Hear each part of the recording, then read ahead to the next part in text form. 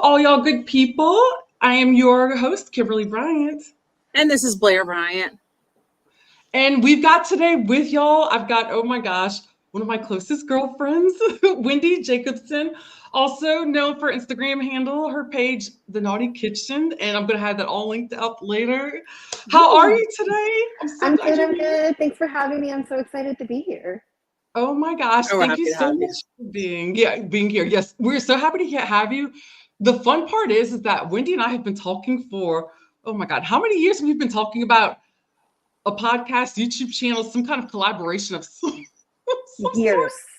Sort? It's been So I mean, probably in the early stages of when I moved back to San Diego with that second go round. And I mean, that was 6.5 years ago. So a while we've been talking about this. Oh, wow. I love it. And it finally happened. It took for me to move back to Louisiana though for it to really You're in Louisiana. I'm up in Seattle. Like we had to move out of That's San how Diego life to make it is. happen. We had to move right? to make moves. Yeah, I know. Yeah, exactly. Right. Damn straight. That's exactly what happened. You're right. We had to move to make moves. We had to move to make moves. No, but what I love about it is I've told Blair the story about how I met Wendi. I was with one of my girlfriends, Angela, and we were in Coronado at a wine bar randomly, just like because we were trying to kill time before we meeting up. There you go. Having a little wine. There you go. Nice. That's what it was. We were meeting up with some of our friends. I forgot which SEAL team, one of the Navy SEAL teams. A bunch of them were getting together at Danny's, and so like while we're waiting for them to kill time, we decided to go hop over at a wine bar. And so sitting over to my left, I see this beautiful woman just sitting there hanging out, just chilling, and her nails are just stunning. And I'm like, oh my God. And then Angela's like sitting there looking at them, and we're like, look at her nails. And so I'm like, excuse me. I was like, your nails are just so amazing. And then the whole conversation started from there, and boom. From there, we drug you with us to our next stop. Literally, we hung out. That's what I'm saying. We sat there probably for a little bit longer than you guys intended to. Right. And then, I hung out with you guys. I went across the street with you to Danny's. It was like we had and we've been friends ever since that day. Yeah. I know, right? And I wasn't love even that. the craziest part of this is like the twist in the story that I always like to remind. I was not even living in San Diego at the time. I was living in Hawaii. I had been in Hawaii for like 4 years, and I was back for a work trip. That's so funny. And because I used to live in Coronado, every time I came back to San Diego, if I had the opportunity, I would stay on Coronado. So I was staying at the Crown City, right, and I was drinking wine, and that's how we met. But literally, we met in San Diego. I wasn't even living in San Diego at the time. She wasn't. I know. You were literally like in and out for a work trip, and which was so. Yeah. That is so funny. I love that story. Yeah. It's a great and here we are, almost a decade later. Oh my gosh! And we've talked about this like forever. And then too, I'm like Wendi needs to get herself like a channel, something started with her cooking because it is phenomenal. And I'm going to share her link, y'all, because I love it. And she's got the play on words, the Naughty Kitchen. And you can explain that. I mean, look, and if you're paying attention, right, I don't know how much it shows up, but obviously there's an anchor over here on my left-hand ring finger. We met when I was a civilian with the Navy, but I was active duty for about a decade too. So I just, to me, obviously Naughty, if you go look at my screen, my handle, it's NAUTI is the play on it. I love that. I mean, I'm a sailor. I was, we've got shirts now that say forged by the sea. Honestly, I'm telling you, like 20 years, a lot of it spent at sea. It really made me who I am in a lot of ways. But also, I am notorious for not liking to follow recipes in the kitchen. And in fact, I have a hefty collection of cookbooks. But I like them for the stories and the pictures and not so much for the recipes. So I always like to say I'm a little naughty in the kitchen as well because I will not follow a recipe to save my life. So it's this fun little play on words that kind of goes both ways.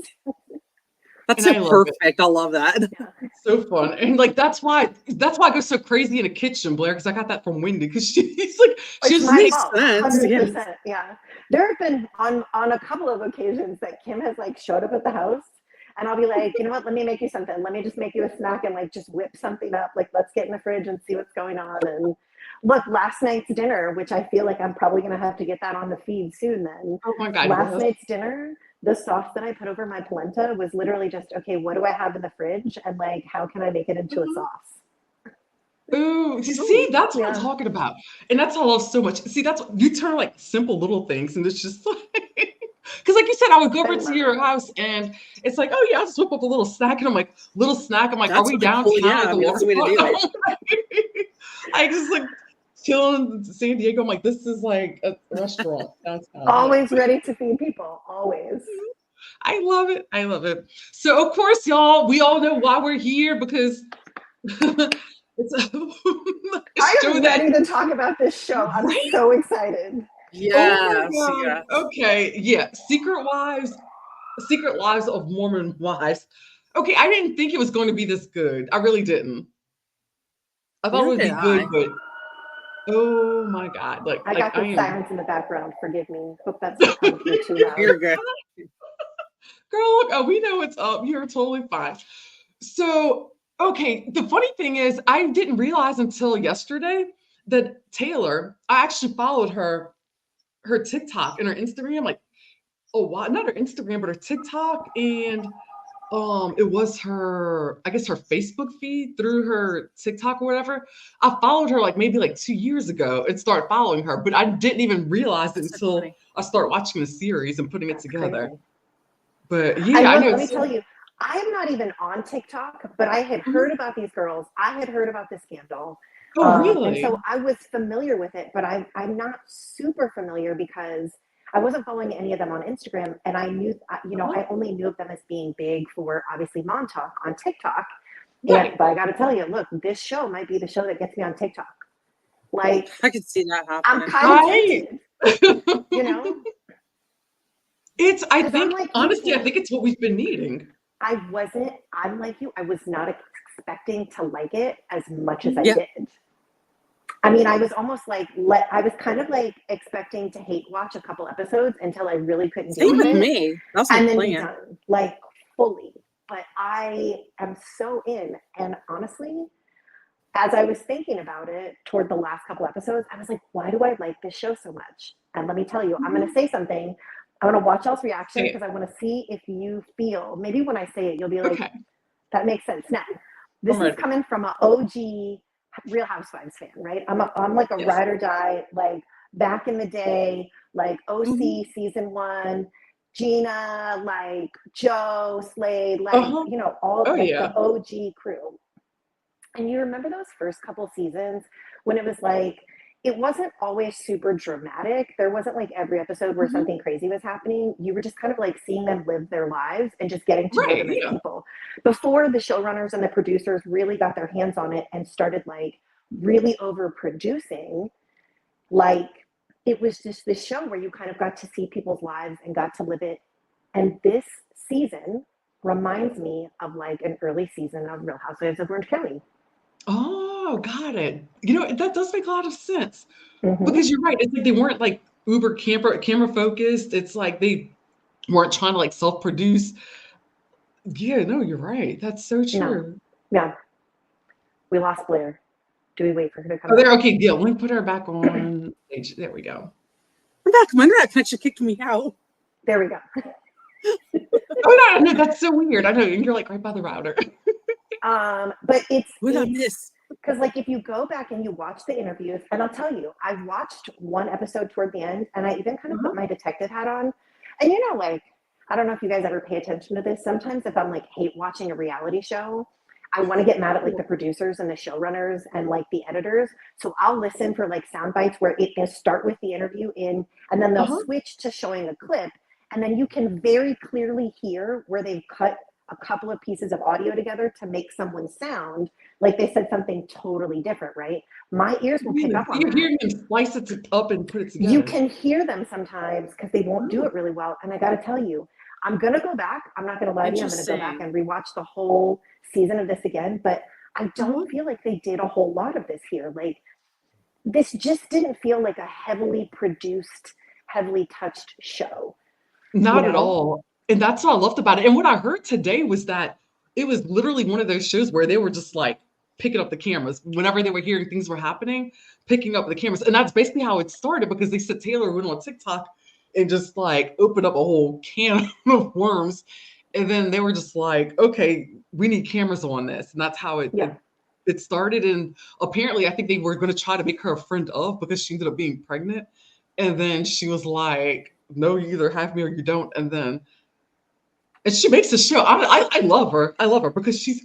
Yeah, 'cause she doesn't want to hold things around, so it makes sense that that she was made the star of the show, and I'm glad they kept it that way, because I really like Taylor. Like I didn't know what I was gonna think of at first, because the whole mom talk things. I mean, I first started hearing people like talking about it, like, because I follow TikTok pretty religiously, but I'm not into the whole like dancing and videos and trendy like stuff like that.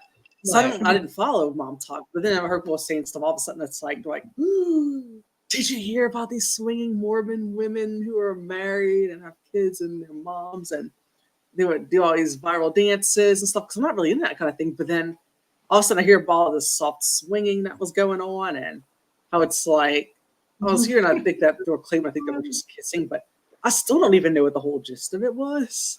It's more than that. Apparently, it just blew up. And I kind of figured as much. Yeah. Yeah, it's pretty much everything but intercourse. It sounds like, from what. Yeah. That was my take on it, because I'll tell you, I kind of had to do a deep dive, right? And look.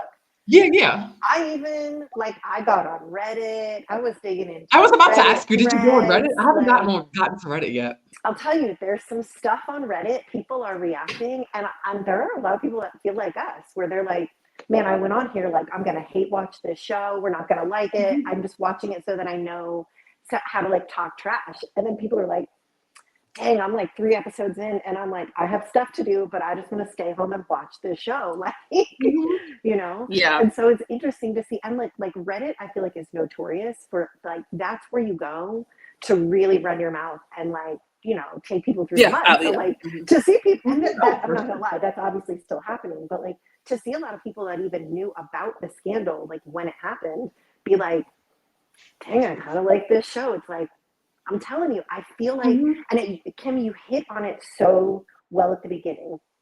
We needed something like this, because even if, and look, I've been a trashy reality TV fan for 20 years, right?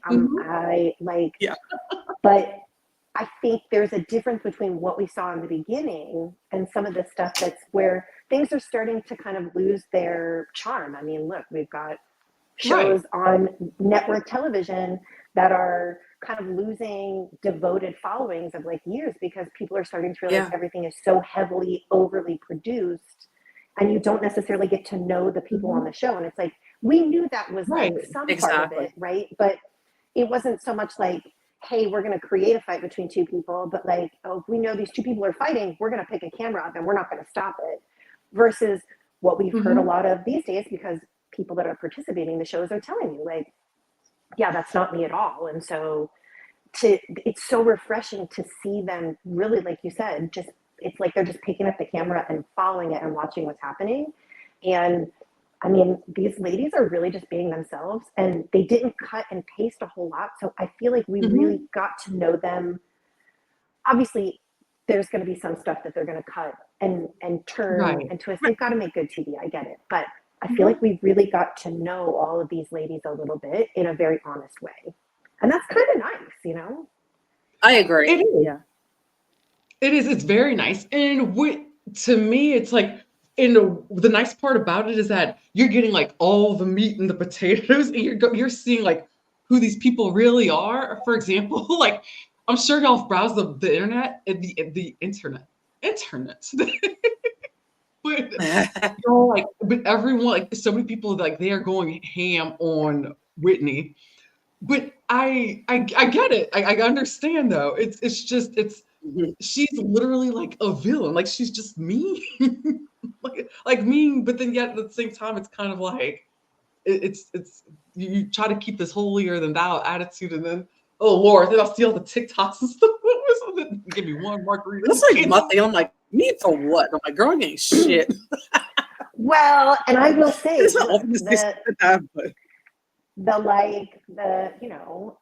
she was, if you look at the group, they're kind of, there's the more conservative part of the group, and then the middle, and then the more liberal as far as living their day-to-day lives. And it's interesting because she definitely kind of comes off as one of the more conservative ones. And I feel like that's how she is and lives her life. But, and look, no cut on her, but I will say a big part of episode 2, right, was her talking about her brand deal with, you know, the company that sells vibrators, which, you know, I will say, like, get the bag, which this is what I loved too. If you look at the interview, they got like reactions from all the girls after that conversation. And the ones that were like, I personally wouldn't do it, or I wouldn't do it for just that amount of money. But every single one of them was also like, but get that bag, girl. Like, and that's the one thing is, and I'll tell you, you will see that, maybe one little tiny bit of a spoiler, but it's not a real spoiler. You will see that continue throughout the whole season. Every episode, even when they're not getting along or they don't agree, I will say, they just are like, you know what, but I got your back. I'll support what you're doing. And, you know, I kind of dig it, you know? Yeah, and that's what I like about it, is because they do have the difference of opinions, but they're not like at each other's throats, like just like with slandering each other, just destroying each other like crazy. Now, what Whitney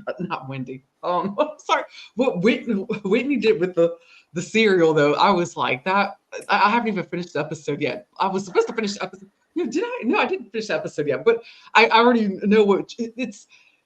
She took a private conversation and she made it. Yeah. And I will say that was the moment where, before that, I kind of was like, are they painting her out to be the villain because they're taking these situations and they're able to twist them and produce them in such a way that and then when that happened, and her reaction was her reaction. There were not a whole lot of weird, camera cuts during that. That whole interaction was pretty straightforward. And I got to tell you, the way she reacted and how she even remotely thought, and look, I think everyone up front was like, don't do it. She did it anyways. The real quick fix to that would have been to get up, follow her out of the room and be like, holy cow, I made a mistake. I'm so sorry. I really thought that would be funny and I was so wrong. It could have been. And in the moment when she's like, I don't understand, like that, at that moment I was like, oh, homegirl, you're the villain. Like, that Taylor Swift song was playing in my head, like, it's me, like, you're the problem. It really, oh my God, yeah, you're right. But that's when now that you're singing the song, that's what I'm seeing. Because at first I was coming into it thinking, okay, you know what, she, you know, one of the oldest, like the leaders in the group or whatever, you know, that everybody just kind of, she's like the matriarch. That's what I was kind of looking at it, that, you know, she's kind of like, you know, oh, okay, I'll decipher right from wrong and kind of help everybody out. But it just seems like this ugly. Kind of like the older sister type, you know. That's what you're kind of expecting. But I thought that she would be more of the older sister type, but she's not. Yeah. Yeah. And that's the thing, and that's the thing, in the beginning, you kind of wanted to be like, when you're watching the first and second episodes, and she's like, I want to save this group, and we've got to come back together, and like, you know, let's change the culture. I think she even said, like, in the beginning parts of episode 2, she's with a couple of girls, and she's like, let's change the culture, right? We got to change the culture of the group and get it back to what it was. And then 5 seconds later, she's doing that at a party that's, by the way, not even just the girls, like other people are there. Right, exactly. You know, other people outside their group. And who knows who they know to like go out and spread rumors, you know, it's yeah. And so it was like, I'll tell you, when you go back and you like watch that too, after you see her and kind of like watch her put herself in the position to be painted like a villain, then you go back and like, now I'm thinking back on that conversation and I'm like, when she said change the culture, at first you take it for like, okay, she really wants to get the group back to what it was. Now I'm like, okay, was change the culture like code for like get rid of Taylor because I want to be the queen bee? Like, is that what you really meant? To me, that's exactly what that said. I wouldn't doubt it. Because I will say too, what you see from a lot of the other girls is when they speak up, they're gonna tell you what they think, and it's this trend. Like I said, it's this. You really feel like you get to know them because I don't feel like they overproduced their reactions and like their interviews, because these women will just say it, like, you know, and they'll say it to each other's faces too, like, hey, you're being a mean girl right now, but then Whitney's over there just kind of doing her thing, and I don't know, like I said, I wanted to be on her side, but the cereal thing, I was like, girl, Taylor Swift wrote a song about it, babe. You're the problem. Yeah, exactly.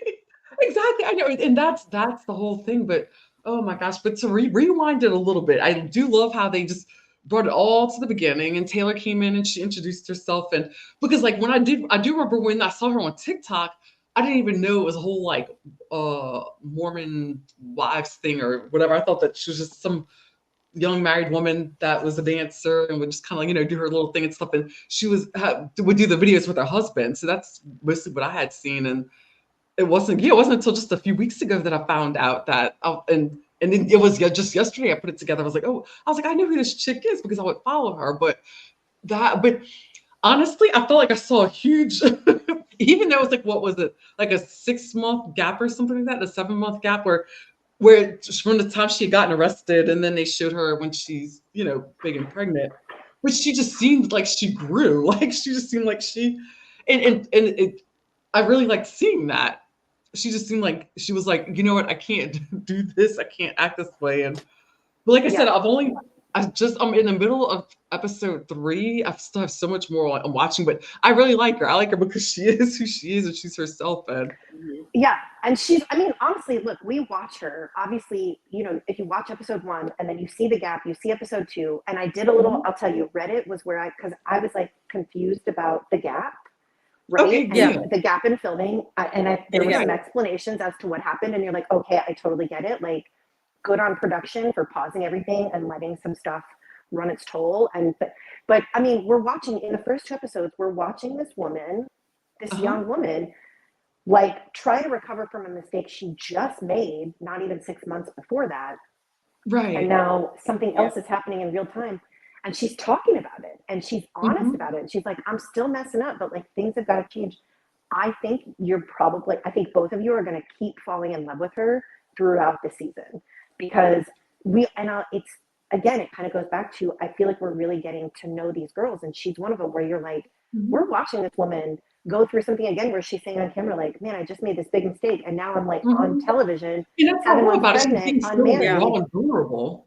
She's being so vulnerable. She's doing it. She didn't try to run away. She doesn't call it. She calls a spade, and you watch her grow throughout the season, and it's this really amazing thing because look, I mean, she's 28 when we meet her, 27, 28. Yeah. In the greater scheme of things, honestly, look, I'm 41. That's 13 years ago. 13 years ago, I was definitely making mistakes. There are some decent sized ones in there. I just happen to not be in social media, so people didn't know about it. But we can't villainize people in their 20s for making mistakes that we all similarly made in our 20s. And that's my whole thing. Yeah, I love the fact that she is out here living her life. Yeah. And she's not out she holds here, herself accountable, and it's like that. Yeah, exactly. But I do like her mom. I do like that her mom's not afraid to call her out. And I love her mom. Her mom keeps it real. Like her mom is like, cameras, film production, be damned.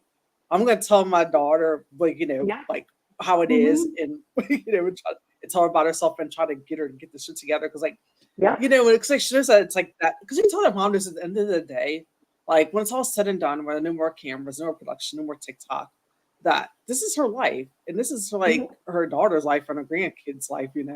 Our lives. So it's kind of like she looks at a bigger scope of things, where as like most other people who see on like TV shows like this, it's kind of like that they either like try to play things up, or they try to just like get into momager mode and just try to like really dive into it. But you could tell that her mom she's just keeping it real. She's just honest and they're straightforward, and I think too, I can also see that Taylor's young and that she's like I feel like she's actually doing remarkably well and handling this stuff pretty well considering put on her and the fame that she's been thrust into. And I feel like that her parents have a lot to do with that.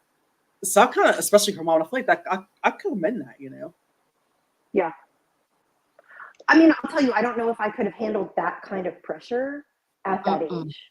There's no way. And exactly. Not just on her own, right? She was married. She had 2 kids. Like, you know what I mean?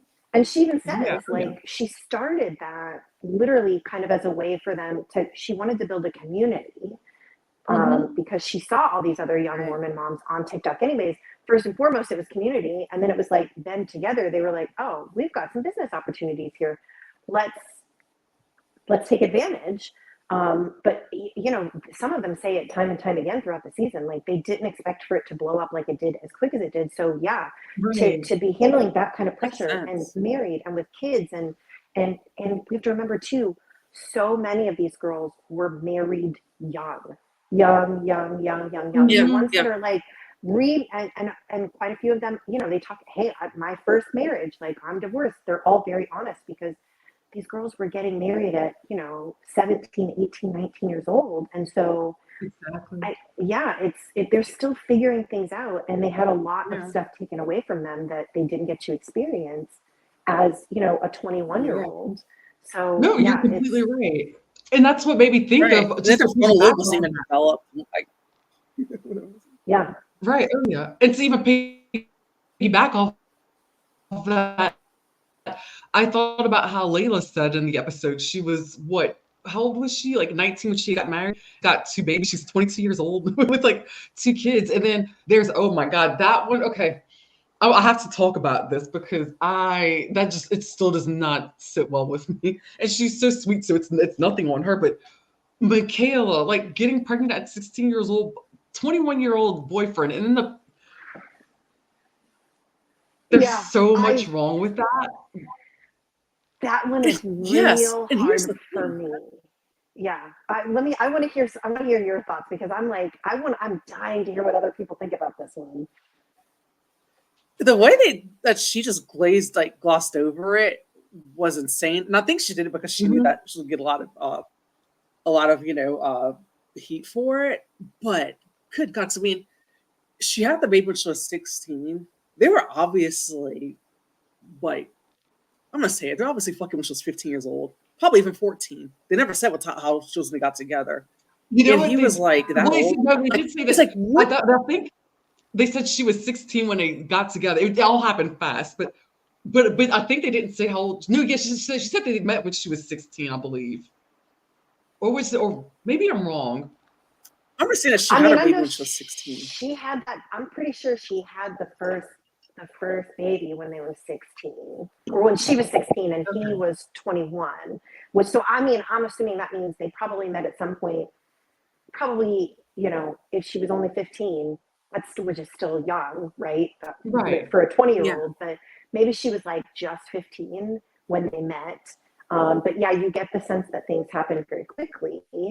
And exactly. I will say there's something about that one. I do wonder if maybe we don't get a glimpse into more of their marriage and their relationship because maybe producers were like, oh, if we show too much, I have a feeling on that one because it's. 23 and 28 doesn't sound so bad until you do the math and you're like,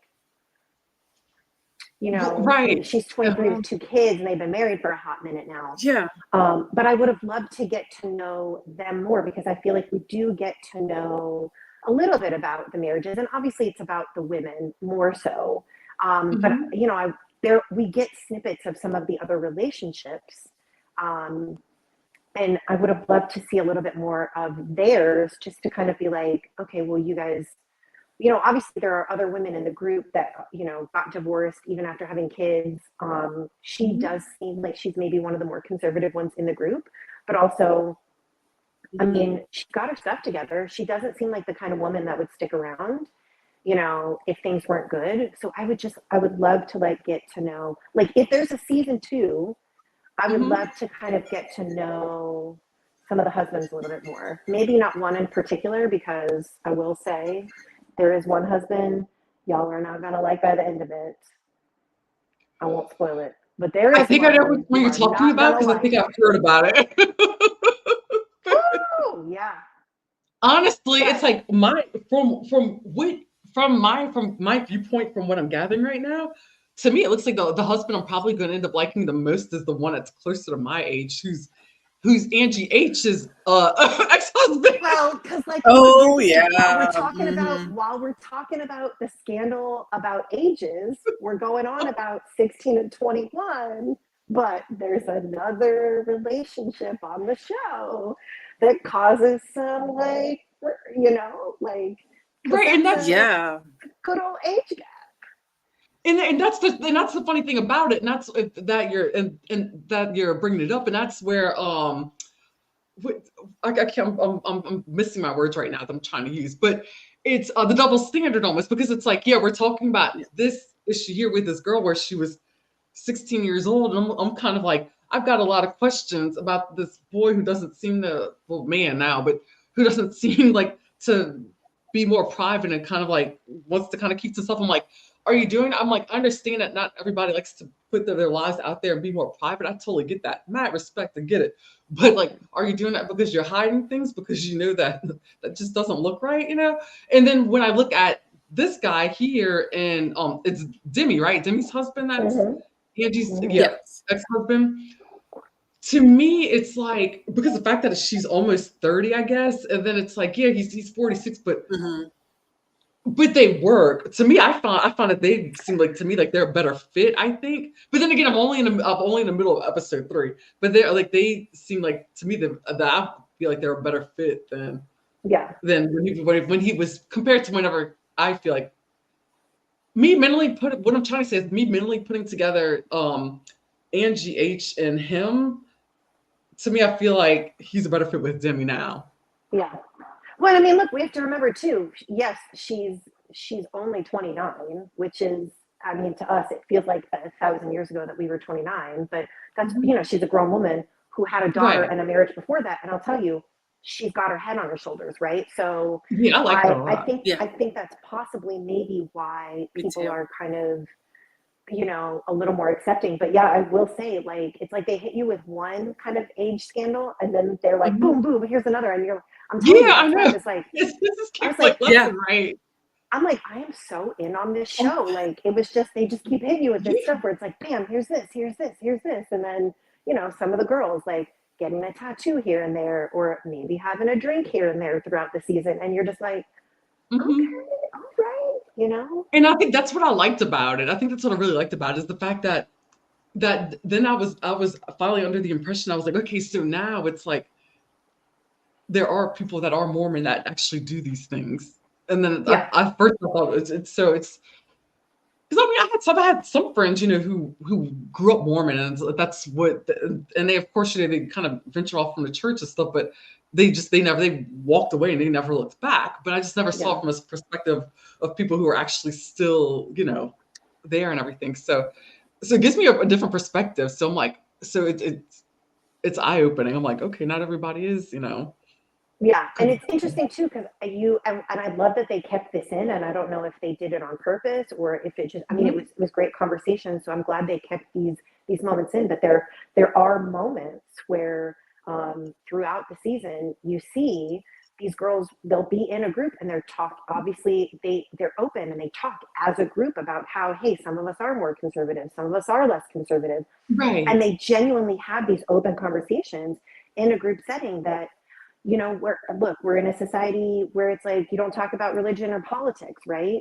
And so then to like have a reality TV show where you're letting people talk about religion, and it's a religion that has all of these, I mean, every religion probably has their things that people are like, have you heard what these guys do? Like, everybody's got it, but right. Just like you said, right?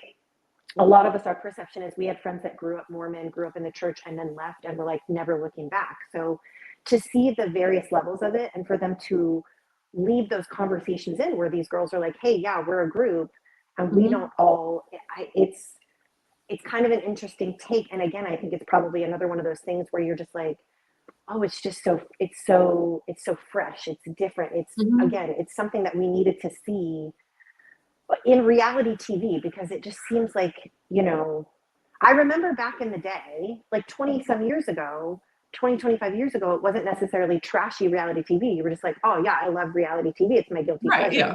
And then at some point along the way, it got that trashy reality TV kind of nomenclature stuck to it. And even the shows that are not necessarily labeled trashy anymore are still so highly produced and overproduced that people are like, well, most of that's fake anyways. And we still keep watching it. So to watch a show that's so different than what we've been given for quite a while is, again, it's just this refreshing, like, I'm telling you, it was just like episode after episode. You can't get enough because of that, but also, I mean, these girls got some stuff going on, and they do. it's They are busy. Yeah. They are so. I went and found them all on Instagram. Like I said, So did I. Yeah. I don't even have TikTok, and now I'm like, I kind of want to get TikTok because Right. I'm like, I I'm telling you into what. ladies. Like, I didn't think this series was going to do for me what it does. Now I see it's doing for me what I'm seeing all these other shows do for other people, like Big Brother and The Challenge and Real Housewives and Jersey Shore, and it's so funny because I've always been into reality TV, like watching it.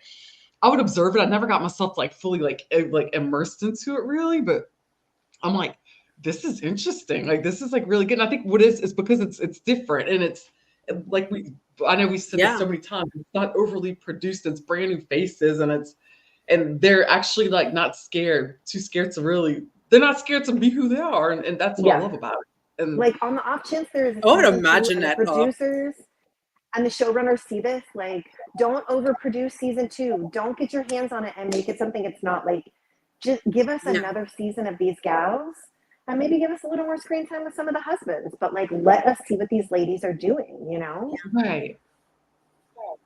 I'd imagine like Kris Jenner and Kim Kardashian are like seething right now and freaking the fuck out about what do we do next? We need to do something. Because here's the thing, it's like, I mean, I enjoy watching the Kardashians. I'll still watch it, but it's gotten so overly produced that it's just an infomercial now, and it's like it's not, and it's just the stuff that we. And the only person I feel like watching this one I feel like is interesting and boring wants to stay at home, and that's Chloe because of the fact that she's emotionally. And look, why have the OG early day Chloe stans always loved her? Because no matter what, throughout everything, throughout all these years, that girl has always been herself. When she was getting her DUI and was going, she didn't shy away from the interview. She didn't shy away from anything she's been through. She has always just been like, hey, this is it. This is my life. And also, this is who I am and this is what I'm going through. And honestly, look, I'll tell you, Chloe is why I'm still around. And, you know, it's because she just never let them get too into it and twisted into what it wasn't, you know? Very true. Yeah. It's so funny because Blair, I was literally probably like 4 or 5 episodes in, and I was just thinking, like, if one of the sisters were to watch this and see how good this show is, they are going to be so angry because these girls are like the anti-Kardashian in so many ways, right? You're talking about regardless of the fact that they're conservative or more liberal, they are all Mormon. They all identify as Mormon wives, right? They don't have a problem, you know, and so you've got religion in the mix. You've got a city that's not LA. You've got, you know, conversations and scandal that are being openly talked about and not swept under and not being hidden by, I'm telling you, Kris Jenner has probably, there's no way she hasn't watched at least one episode of this. She probably loved it. And for sure. It's on the same network too. Yeah, like these. You know what's going to happen? Oh my! It's like. You know what's going to happen? Oh yeah. What do you think? What do you think? Oh yeah, you know what I think's going to happen? Definitely going to happen, Wendy, because of the fact that I know, because I know how the Kardashians operate because this is how they do it. Like, I mean, it's like the textbook at this point. All right, next season. I'm excited. We've been really enjoying. We've been really so. See Kim, but I get it. We say that we've really been enjoying watching the Secret Lives of Mormon Wives, and we thought these women are so great. So we have them in the next Skims campaign, and they're come hang out and have a slumber party at the house. That's exactly what's going to happen. That's exactly. Oh, I think Blair called it. Not even a month from now, they're going to be in the Skims campaiging because it's like they're very much they can't beat them, join them. They're like, because they're always like, we're gonna make an Instagram. We're gonna make a TikTok about this. Yeah, that's what I'm saying. We've got a timestamped recording. Yeah. I think you're right. They're gonna jump on the bandwagon. Holy, you just called it. I think you just called it. Yeah. But just think about it. And not only that, you're right. That's what Kris Jenner is a genius. That's what she does. That's what they do. Yeah. Because think about it. Think about how Taylor Swift, when she got together with Travis Kelce, everything's all magnified and big now. So what do you see happens? She and Brittany Mahomes become buddies. And all of a sudden, you see the Mahomes clan is doing a Skims campaign. And that didn't surprise me because in the whole Taylor Swift and Kim Kardashian history, and now it looks like I think maybe underlying rumors of that. I think trying to like maybe smooth things over or whatever, but I can see that. I mean, I wouldn't be surprised, right? Because again, it's and that's not that this is about the Kardashians, but look, that's one of the things that Kris Jenner does really well is she can kind of go, hey, if it's not us right now, who is it? And we'll just go, we'll go stand in their spotlight with them so we can get back in the spotlight. You know what I mean? Girl, you called it. Blair, you did call it. Yeah. Because I'm going to bet that they already have the flights stuff planned out right now. We can plan a photo shoot. Yeah. Because look, the Olympics are done, and that's where they did their last big, they got some airtime with the Olympics because they had, they had the Olympics campaign. So yeah, it's about time for them to like latch onto something else. And I'm telling you, because these girls if Hulu is smart, they're gonna announce the second season. And I feel like if they were already secretly filming it, we would probably know. So I don't think that they are.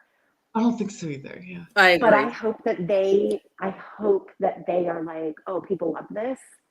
Here's when we're going to pick up season 2. Like, because I'm already ready, Oh yeah. I haven't even, like I said, they were smart in the first place to even do this. And look where it's like, they were, super smart. And like, that's what I said. Apparently, from what I heard today, that as soon as Taylor went on TikTok, and that's when it all started, and they were like reading cameras on this, and then it just kind of. And so the girls, so all the other women, they weren't, from my understanding, they weren't involved in all that. So that Taylor's the only one that's that's on.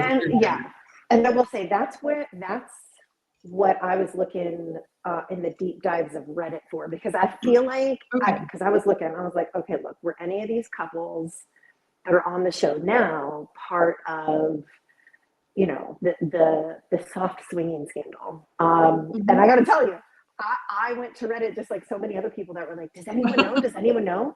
And there does not appear to be. Tell me. There genuinely does not appear. Yeah, there wasn't. Yeah, none of the girls on the show. Yeah, they weren't. Yeah, none of the girls and the husbands were. Yeah, because there really was a whole. I mean, when they talk about how basically they created like an influencer house, but most influencer houses also had like a physical house where they would bring people together. Essentially, they were like an influencer house. They just didn't all live together. So there were quite a few of these other women that were part of the kind of like OG mom talk group.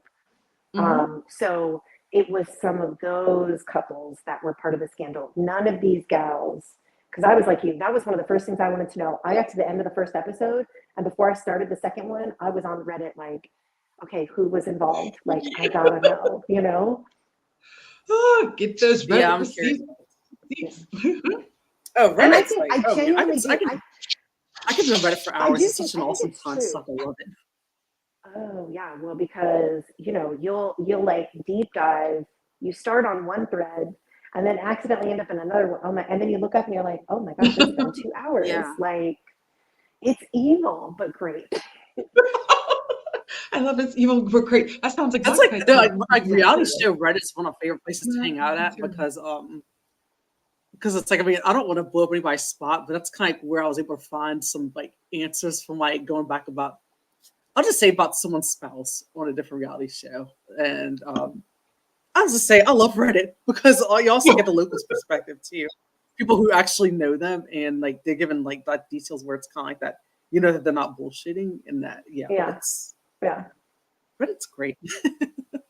It's good. And that's the thing too, because I feel like if they already had cameras on season 2, somewhat as many influencers, even like smaller audience influencers as you have in Salt Lake City, and then with the Real Housewives there, right? Like, I think if they had cameras on season 2 already, someone on Reddit would have spoiled it. So I think that I agree. Yeah. And honestly, look, if Hulu is smart, they will make us wait for it a little bit. Like, I hate to say that because that means we have to wait, but if they're smart, they will let kind of the excitement build a little bit, maybe, before they give us a second season, because like they're gonna make us. I can see that. I think they will. I mean, we want it real bad, but we'll wait if you need us to. I think I'm not. It's kind of like what they exactly have. Because I feel like Hulu does a really excellent job with their shows. Because they've kind of done that with Tell Me Lies. I mean, it's just that's scripted, but it's like it's not. I mean, I'm not as into as other people are, and I saw it, and I'm probably going to watch the second season.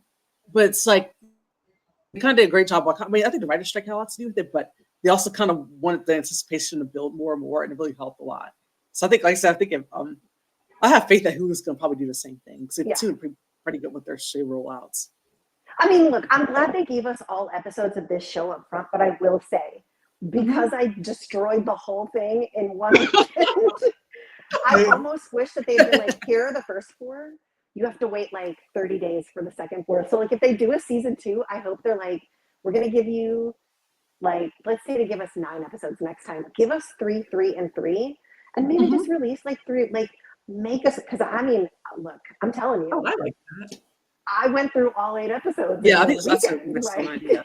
You know, so I hope I'm very hopeful, and I can't wait to see what y'all's thoughts are as you make it through the episodes. Because like I said, in a way, it reminds me of like the early seasons of Real Housewives where you weren't necessarily like binging it because there was like all this drama. It was just really good TV that you liked to just keep. You were like, no, I just want to watch another episode with these people. And I mean, look, there are some dramatic moments, don't get me wrong, but I genuinely feel like you will both fall more in love with a lot of these ladies as the season goes on. And maybe our villain becomes a little more villainous, because I will say, I do think she's kind of showing us, you know, she's showing us who she is. But also, look, in a way, I do wonder, and I would be interested to know y'all's thoughts. Do you think that she's painted herself as the villain on purpose to overshadow her own scandal in her marriage that they do talk about very briefly in episode 1, and then you don't really hear about it again because she becomes the villain of the season real quick by her own actions. And do you think that she did that? She's deflecting. Because let's remember why they moved to Hawaii.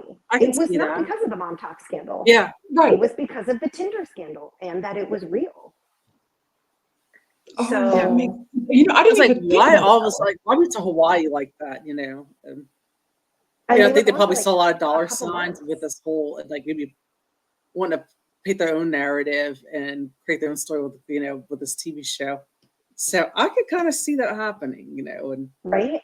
In a way, it really makes you wonder, because it's so interesting. The shift from like hearing her talk in episode 1 to hearing her talk in episode 2, and remembering that there is like a 7-8 month break in filming. Right. So episode 1, they filmed it. They've had the first conversation. It's only in the very first episode where she talks candidly and admits why they went to Hawaii, that he really was on Tinder, that the scandal was real, that he has the porn addiction. And then we don't really hear about it. She doesn't, I'll tell you up front, you really don't hear about it much more after that. And so it makes me wonder if she filmed the first episode, they talked about it, she talked about it, she started thinking, holy cow, are we going to be that couple all season, or can I deflect and I've got to become the bad girl? You know what I mean? It kind of makes me feel like they're hiding more on his end. Like I feel like something about him just does not sit well with me. I feel like he's hiding things. I feel that way too. There's a lot more sinister things about him that he's hiding. That's just my personal opinion. I don't know why. I felt that way from the beginning too.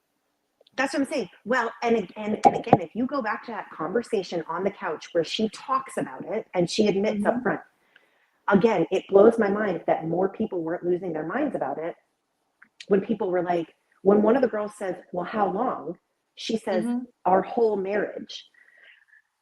This man has been on probably multiple, that tells me he was probably on multiple dating apps, potentially some dating websites.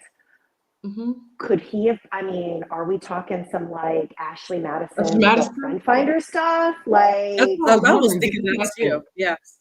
I don't think it was just as simple as this man had a casual Tinder account their entire marriage. I think Kimberly, I think you're so right. I think there's more to the story.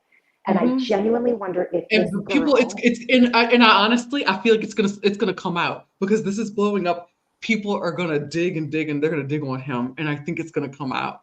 I have a feeling that they're really trying to hide him, and it's and because they didn't show, because some of the husbands do make an appearance, and some of the others do not. And if you think about the ones we don't see a lot of, it's interesting. And then the moments that you do see him throughout the season, I'll tell you this, it's only good supportive moments where he's like being the good. But my brain was like, homie, every time he was on there, I was like, look, homie, I remembered that you have been on a dating app the whole time you've been married. I'm not being fooled. You know what I mean? Like, I'm glad you're in the kitchen cooking dinner with her, but I remember, you know? Right. I'm telling you, I really wonder if she was angling to get us to kind of forget. And is it to get us to forget because she doesn't want anyone to go digging and find out what else he was on? Because like you said, right, the bowels of the internet, that's exactly what I think. They will. Right? And she wants to go on. She wanted to judge Taylor for her soft swinging scandal. Meanwhile, and again, look, I feel bad for her. I have been cheated on in a relationship, not even in a marriage, right? Right. I can only imagine. And I'll tell you, the situation in my relationship was something similar. He was on dating websites.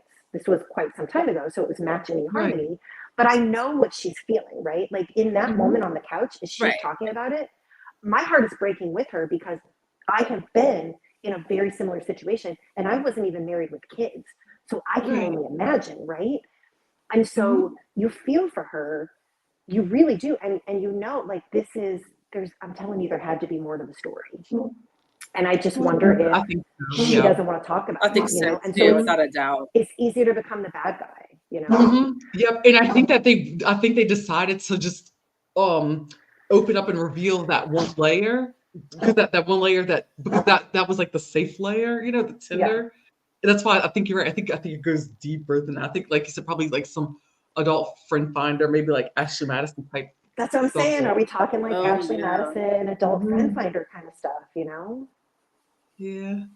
That's what I believe. That's what I think. So I'm just curious. It's never just one. And that's talking from personal opinion, right? Because I found out, again, in my relationship, I found out about the one because someone saw him. And when I went digging, guess what? It wasn't just the one. There was a second one.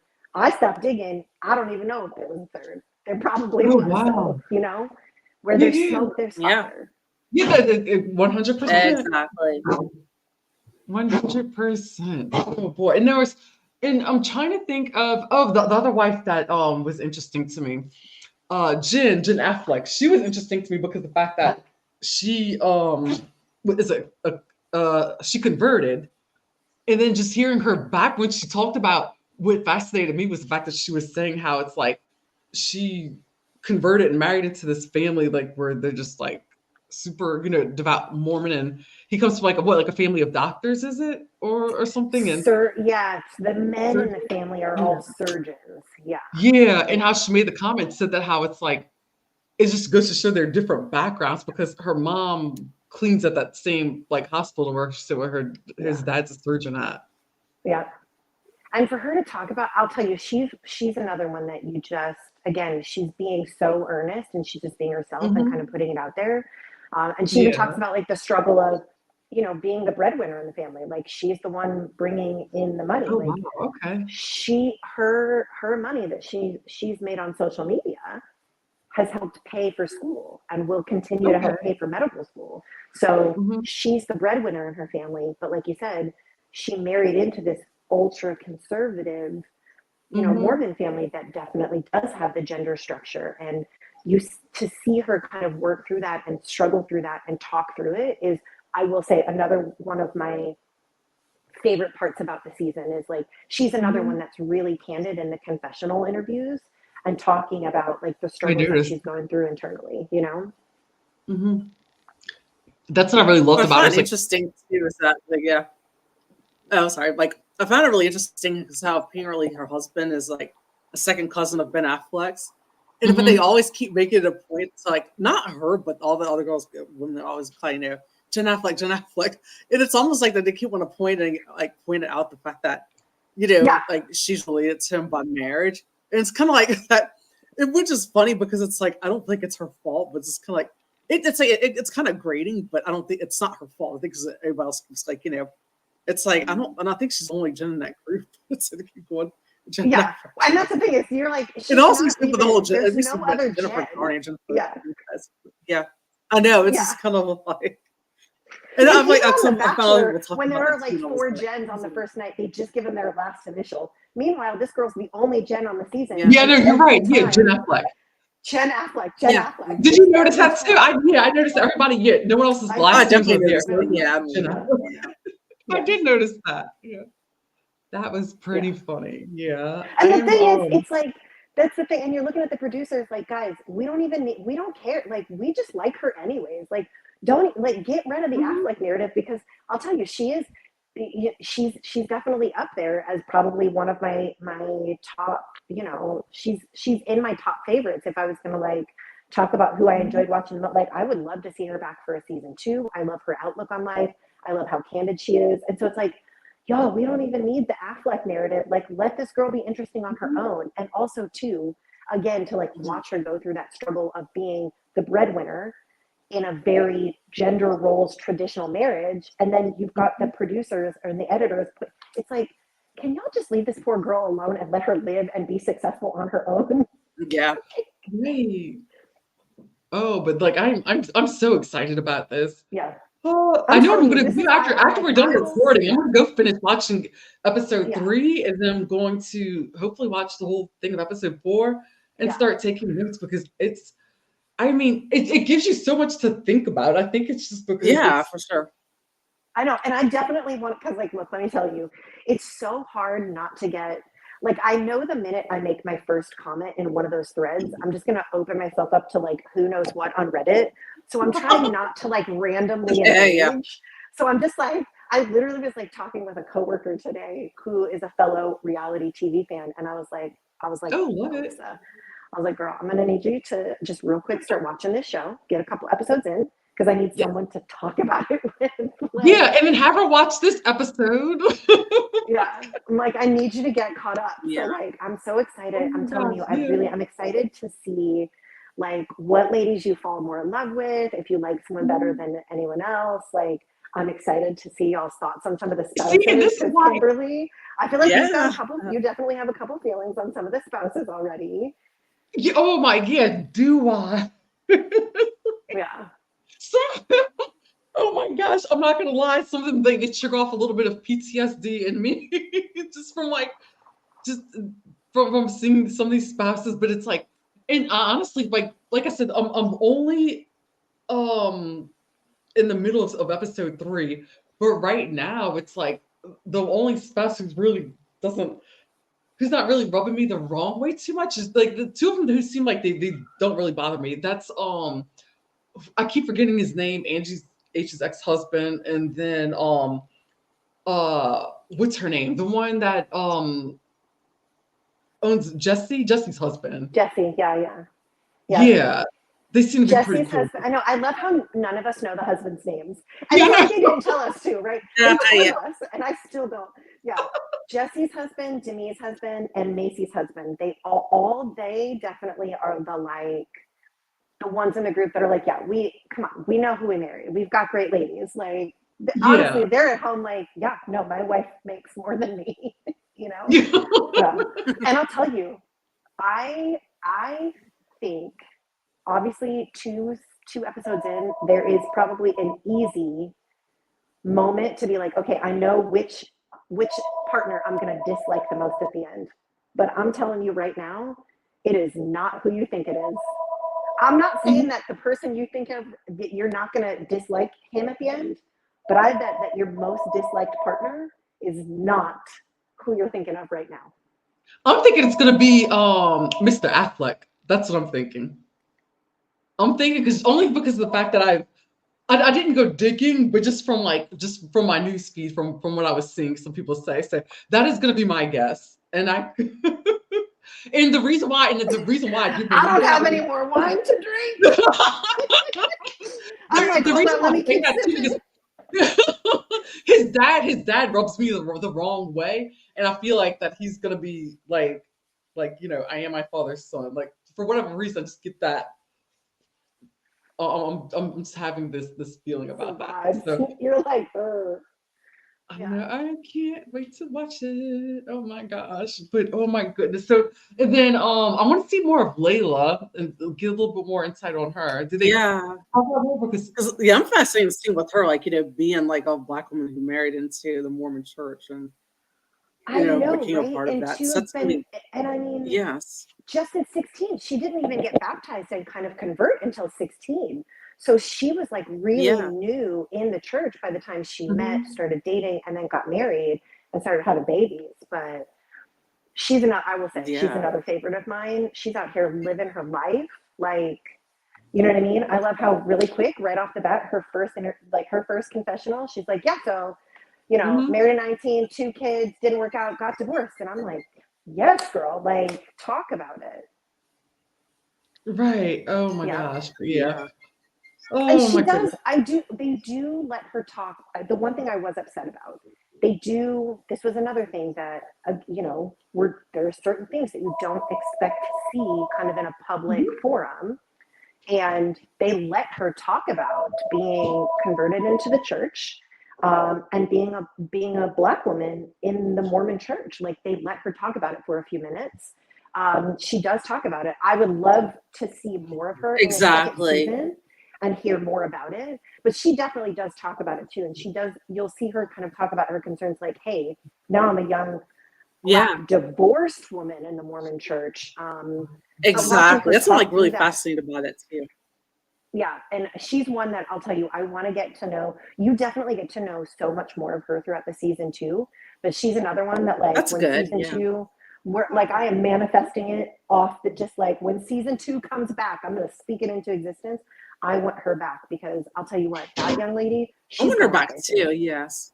Yeah, Because she's gonna have a very different, like very interesting and different perspective than the others. So it's like I would love to see that, yeah, because I said, the fact that it's like every boss is, I mean, it's like kind of sort of cookie cutter-ish, but it's like, I mean, it's pretty rare to see, like you said, like a Black woman who is in a Mormon church, but also who kind of within that same group too. So that's why I think it's gonna be super interesting watching her. yeah. And I'll tell you, when they can, and I know that there were, obviously, when you look into the beginnings of Mom Talk, there were probably a lot of women that they could have picked. I think when you Mhm. see all of the personalities throughout the season, you understand how they picked these different women. And I'm just so glad that, like, again, you see throughout it too, you'll just see the range of, like, who's more conservative, who's less conservative, who's Right. more active in the church. And I don't know. I'm so glad that they included her perspective and that they let her speak on it.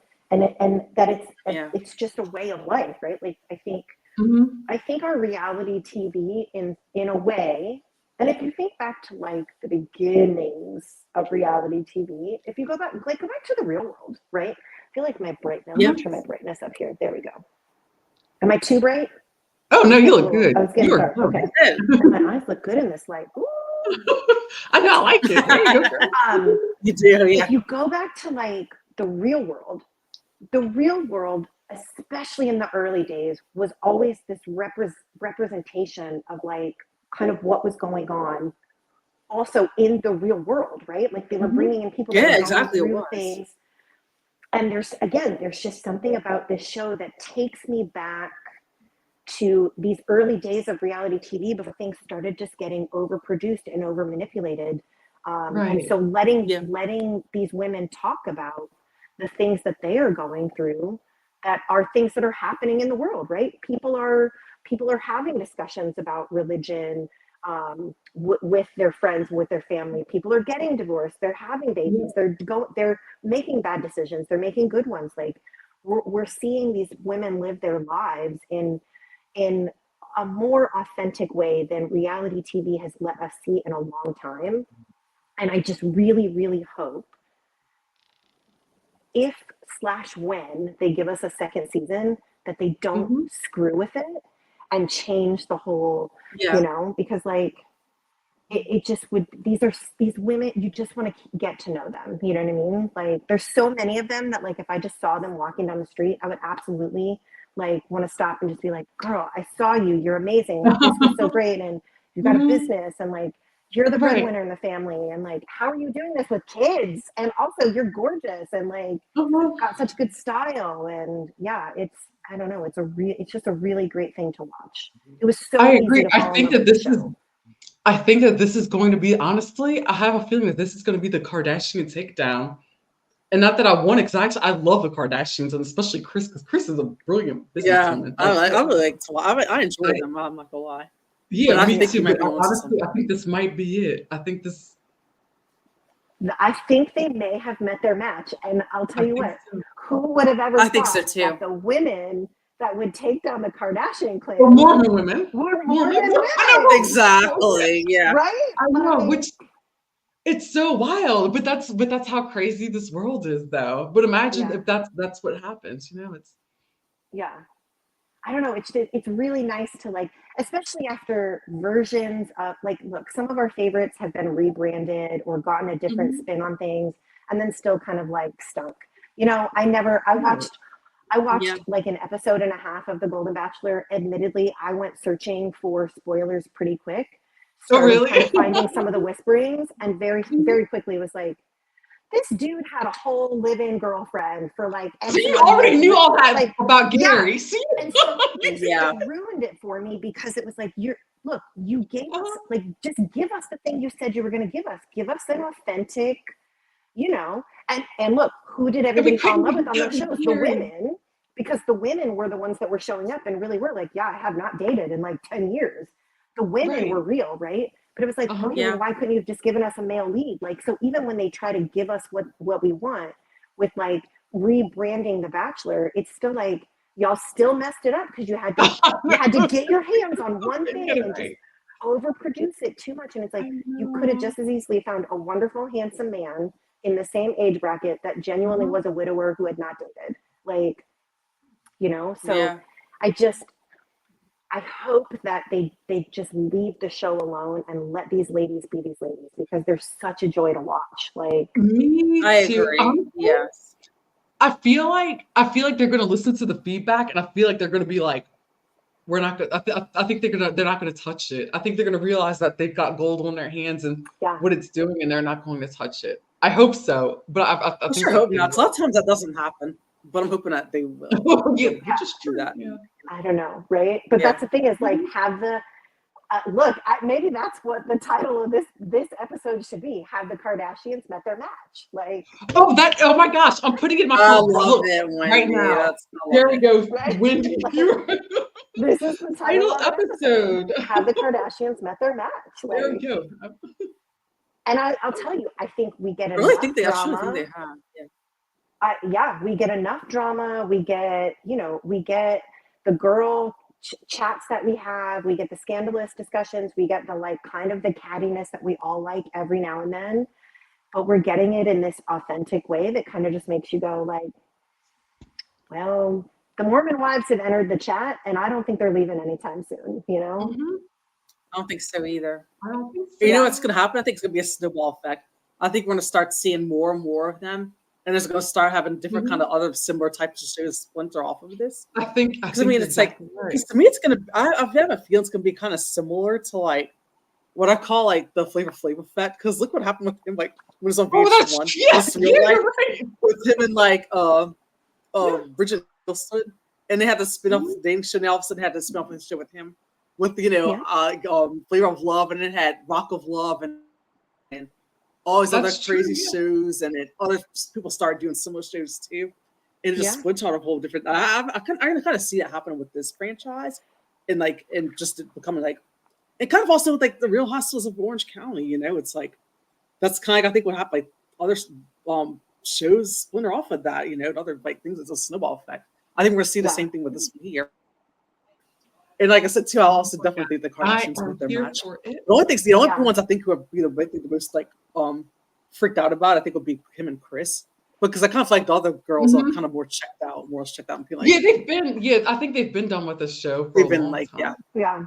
I think they're just living their lives and wanting to live their lives on their own timeline and not have to like adhere to, okay, well, you know, we filmed that, so you can't talk about that. You can't post that thing on Instagram yet because that episode doesn't come out for 2 or 3 weeks. And you can see the other sisters getting progressively more like, man, we're just trying to live our lives and also just share on social media when we want to share. And like, do we get you know what I mean? Like, and exactly. And to that Kardashian timeline that they have to adhere to.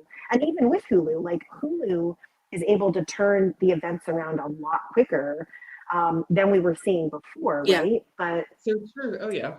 It's still not as fast, and there's still some stuff that, look, even Hulu has been called out for the way they've arranged some of the episodes, because you're like, you guys, X, Y, and Z scandals hit this, and this, and then you released it. Like, come on. Because it's like, because like, you know, well, and look, obviously the ladies are their own executive producers additionally, so you know, they're controlling it, but still, it's like, Hulu's got caught playing that game with the Kardashians. Because it's like, I absolutely love the production quality of the Kardashians on Hulu now, but it's like, it's too overly produced. It's so overly produced, and it's like I said, it's just it's like one big infomercial now, and it's just like, it's not fun anymore. And the only thing I really liked was like, you know, watching Kim and Kourtney butt heads, you know, and that was actually fun because it was more real, you know. And and I got to tell you, I'm having a thought as we're sitting here having this discussion. It makes me wonder, what is your thought? Did a similar discussion like this maybe happen with the executives at Hulu a year or 2 ago? And they were like, okay, are people starting to get bored? Like, did Hulu see the writing on the wall and went out like, okay, who's fresh, who's new? And then we're like, oh, here's the scandal. That's what I think. Like, did Hulu see this coming? I 1000% think that's what happened, Wendy, because people were getting tired of them. They were getting drained and everything. And then it's like they were basically rooting for Pete Davidson and Kim Kardashian to break up. And at that point, it was kind of like, it seemed like people were kind of getting tired of them. And just watching them become billionaires and just like, and everything is about them is just about excess when this economy is in shambles. So it's kind of like that. And there's also a lot of resentment towards them, you know, and where people aren't even hate watching, they're just hating them and not watching, you know, and there's a lot of that going on. Yeah. Which is, I mean, it's still fueling them. It's giving them the numbers. It's generating, you know, so they keep getting the episodes. But it's how many of us are watching out of habit or out of hate? Whereas I'll tell you, like, one of the things that you see repeatedly with Michaela, right? Like, she talks and I think she talked about it in either the first or maybe the second episode. She talks about how she's going through, she's struggling with some sort of autoimmune something. And look, you see her show up episode after episode, no makeup, fresh face, just showing things. She's got some flare-ups going on. You see the women show up how they're showing up, and they're not always showing up fully glam, it's like I said, it's taken us back to the less produced, kind of slightly more authentic feel, and you get it episode after episode. And I don't know, it's honest, because I never even thought about it from that angle until we all started talking about it. Like, it makes you wonder if there were some conversations on the highest floors of the Hulu building somewhere, like, guys, what do we got to do? Where do we get someone, you know, or where do we get the group of people? And I got to tell you, however they found them, they chose right. Oh yeah. Oh my goodness. Y'all, I can't wait. I can't wait. And then now it's like with the three of us thinking about it. Oh my goodness. Okay, Wendy, we have to have you back. I'm going to absolutely have to recap like these other episodes because about this series. Because and look, I'm telling you, I'm using it as an excuse to go back. I'm gonna rewatch now and take notes and be like, okay, did you notice this? Like, I'm coming with note cards next time, ladies. I will be more prepared, I promise you. Oh my gosh. And that's why I feel terrible because I'm not that prepared. Like, I realized I have notes, but they're all, I brought the wrong notebook when I got here. So I don't have the right notes with me. We can really get into like the meat and potatoes of like seasons 2 and 3 next time we chat, you know? Yeah, there we go. Yeah. I like that. Oh my gosh, so awesome. But this is so great. So y'all, don't forget to, I'm going to link Wendy's information for her Instagram handle. It's the Naughty Kitchen, and it's a play on words. Love it, super awesome. Check out her meals. Oh my gosh, it's awesome. It's great. Good stuff. I pour you coffee every morning with a nice little relaxing song. Like, you know, it's a whole vibe. I feel like I'll share my food. Like, you know, if you like food, if you like snacks, and you want to see good pictures of food, or at least decent ones, I think, then roll over and give me a follow. They're great. Yes, absolutely love it. Oh my gosh. Well, y'all, thank y'all so much for joining. This is so much fun. We're going to be back. And we've got a hurricane that's about to hit, so we're getting ready for that. Hurricane party. Good times. I know. Oh my gosh, like so much going on. But no, get this. This is so funny, Wendy. So I've got one of my friends is coming on in a few days. Actually, well, it was supposed to be Wednesday, but I have to look at the storm now because if there's a hurricane and no internet, I'm not gonna be able to record with him. But he's one of my friends as a Navy SEAL dog handler, and he also did like consultant work for Michael Bay and Transformers and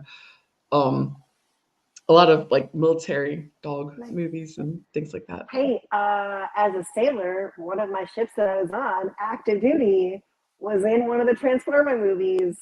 Oh, really? On camera, the ship is physically the USS Preble, okay? And we filmed that in San Diego Bay, and it was actually not fun at all.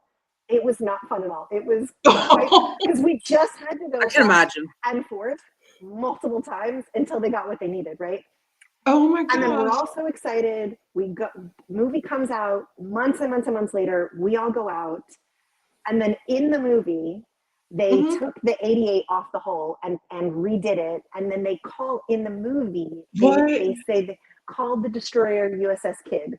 So they took the shots of USS Preble. So the outer shots in the second one, I think it was the second one. So back in the day, but those shots are physically the USS Preble. But that is some information that I did not know. That is interesting. Now you know. That is too funny. But yeah, he was in that. A few of the guys that I'm friends with were in that movie. And what was it? 13 Hours. A lot of them did it. So I'm excited to like get his perspective on it. You know, for him to go from active duty to now, it's like, you know, of course he's got his dog training business, and then he, you know, does a lot of like consultant stuff. So super fun, like cool, interesting. And I'm like, I asked him, he's like, didn't even hesitate. And I'm like, you know, I'm like, this dude's like, all of y'all, like, all y'all, like Wendy, all of my Navy people, like, y'all really. You know what we need? We gotta get a guy that we can get hooked on Mormon wives, because that's the one thing we gotta get a dude's perspective in here. Like, who do we know that we can get hooked on this? Money, I know, that right? way we can get a guy in here to be like, wait, we gotta get a man's perspective. You know what I mean? Because I feel like if we get the right guy, we could get somebody that's like, oh, I'm hooked. I watched the whole thing. I didn't even go to sleep. I watched all 8 episodes. And it's so funny because I've got the perfect person that I know would do this, but I have to wait until he gets out. As soon as he gets out, I know he would do it. Oh my gosh! But oh my gosh! Well, look, I'm telling you, watch the next couple episodes, and when you're ready, I'm gonna come back. I'll get my wine. I'll bring my notes. And we'll talk about it, because I'm so excited for to have people to like watch the episodes. I know, right? Exactly. Have somebody to talk about this with, because I'm telling you, I cannot get enough of these girls. Stop. I'm in love. Yeah, they're phenomenal. It's such a good show, and I'm just all in, and I cannot wait to talk about it more. Same. Oh my gosh. Well, on that note, y'all, let's go ahead and wrap it up. But thank you so much again. I'm going to leave everything for Wendy, so you can follow, like, subscribe. Also, our channel too. Follow, like, subscribe. We're on Instagram, TikTok, of course, obviously YouTube. We're here. We've got our Facebook group. We're trying to get that page. We're trying to get that momentum going, and of course, but yeah, like, we appreciate y'all coming on here. We had our cousin here a few weeks ago, a director, or was it last week? Last week. Was it last? Everything's such a blur. Yeah, our cousin Deborah Pratt, director. Life has been lifing lately. You're right. You're an all-lion. I don't even know what day it is. I think That's the it's understatement Monday. of the year. It's Monday. Yeah. I only know it because I said several times during work today, you guys, it's only Monday. That's the only reason I know it's Monday. Oh my God. Absolutely. Alrighty, ladies. Well, we are going to skedaddle out of here and we'll get this uploaded on Spotify also. So yeah, y'all check us out. Apple, Spotify, all that good stuff. Please, please, please just like, follow, subscribe, share, and trust me, if ever, hey, and look, hey, if you want to send some feedback, send us emails, DMs, whatever, anything. If you want to come and collab with us, we'll take you. Let's have some fun, y'all. Let's enjoy this ride. All right. Well, thank y'all for having us and have a good night. Bye-bye. Bye, everybody. Bye.